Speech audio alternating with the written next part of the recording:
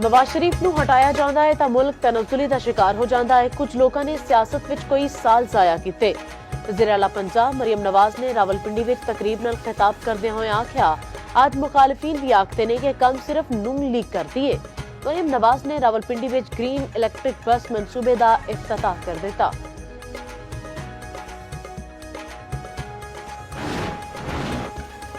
आइंदा मानसून की शिद्दत 20 तो 25% वध हो सकती है। विफाकी हुकूमत ने खतरे की घंटी वजा दी।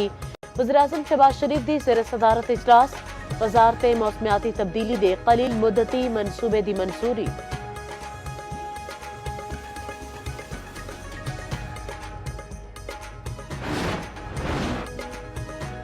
विफाकी आईनी अदालत ने सुप्रीम कोर्ट रूल 2025 इख्तियार करने का फैसला किया।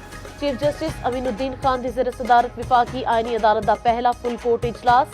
विफाकी आईनी अदालत विच मुकदमात की समाअत घट तो घट 2 रुकनी बेंच करेगा।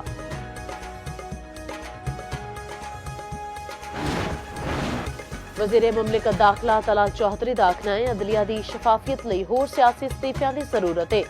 आइन की बालादस्ती लई जिन्नियां भी तरमीमां करनियां पईयां करांगे। 18वीं तरमीम तो बाद पार्लीमेंट नूं म्यूनसिपल कारपोरेशन का दफ्तर बना दिता गया सी।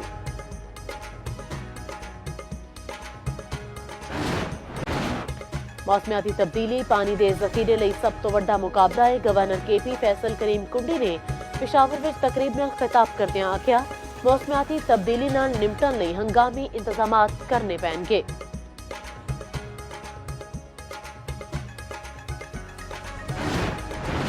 ते NCCI ने साबिक क्रिकेटर राशिद लतीफ के खिलाफ तहकीकात शुरू कर दित्तियां।